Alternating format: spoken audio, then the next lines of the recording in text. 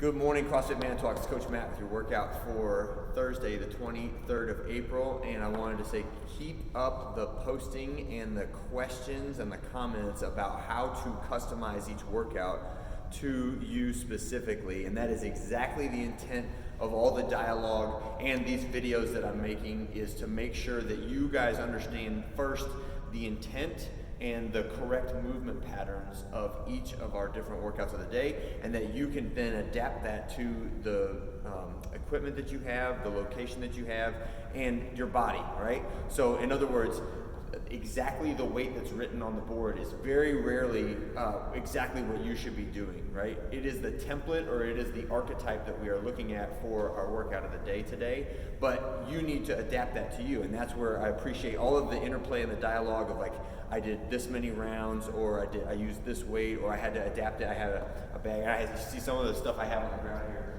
We have dumbbells, kettlebells, but I've also been using a case of water that weighs about 35 pounds. And I'll show you how we can use that today in the event that you don't have some of the equipment that we have. Okay, so let's get into the workout for today. First off is the warm-up. We're going to start with, since we're doing pressing strength today, I want to really work on loosening up the shoulders, right? So give me some 8 pass-throughs, and then with a light weight, you can even do this with no weight at all, reverse lunge to press.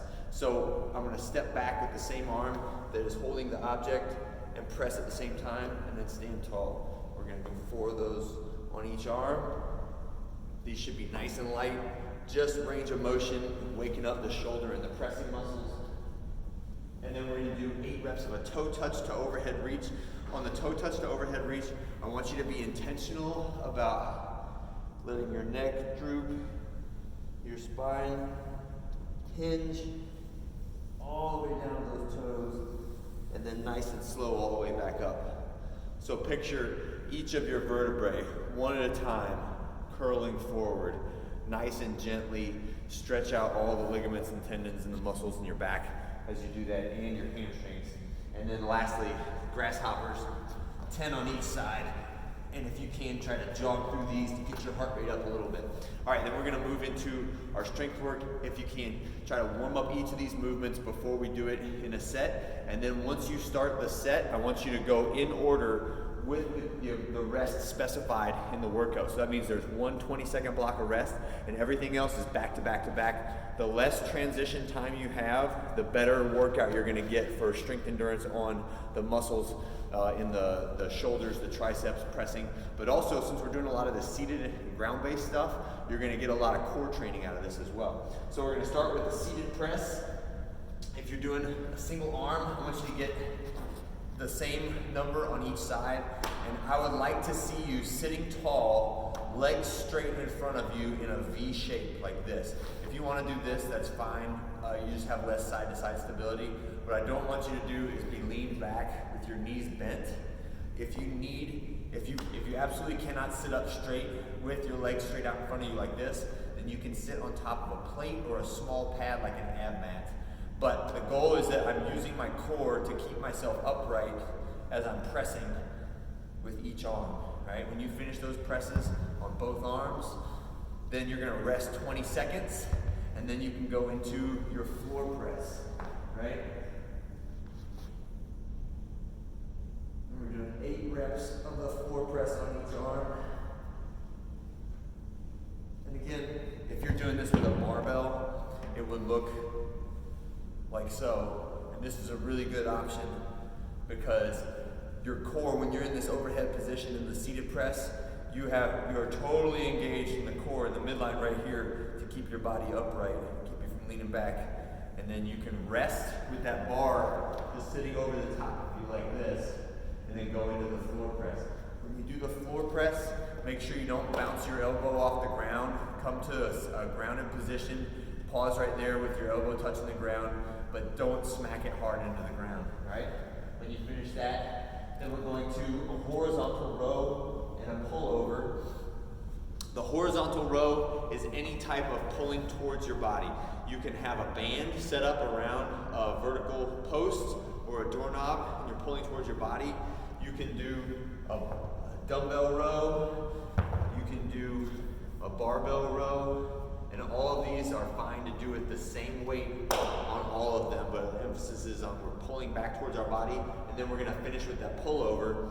The pullover you can do from the ground, or you can do from a bench if you have a bench or a chair or a box, right? But the pullover, I want you to try to keep your arms straight the entire time. If you go overhead, just touch your thumbs to the ground, and then pull over to the front of your body. And make sure as you do that you're keeping your core engaged the entire time, pulling your spine towards the ground, like you're trying to suck your belly button towards the ground underneath you, right? And that's gonna be the entire pressing strength set, and then rest to recovery at the end of it, and then start back with those seated presses. And you absolutely can continue to go heavier and heavier so long as you can continue, or so long as you can complete the set of 12 without breaking it up, okay? When we finish that, we gotta cash out. This is a 6 minutes. It's every minute on the minute. Lots of movement, very little rest. So on this one, the way that you would customize it would be to take reps away if you cannot get them done within the minute. But at the beginning of every minute, you have to reset. You got to go back to those push-ups. So in other words, if 8 push-ups, if you're down to like singles on a push-up, that means that the resistance is too high, and you need to take the resistance down by raising the elevation of your hands, adding a band, putting a band around your shoulders or around your waist, or doing push-ups on your knees. Normally I don't like doing push-ups on the knees, but in these circumstances we're gonna say it's okay because we're still getting in that pushing movement because we don't have the apparatus of like the rig or elevated position like the adjustable pull-up bars that we will in just a little while, okay?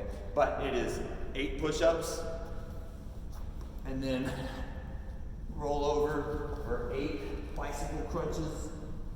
On the bicycle crunches, make sure the legs get all the way straight before you switch position. And it's 8 on each side. And then you're gonna hop up, and you're gonna do 8 ground to overheads with, I have a plate, right? Whatever plate you have. This is a 35. I would say go 45 if you want to challenge. I also have, this is another option, just a pack of water, ground overhead.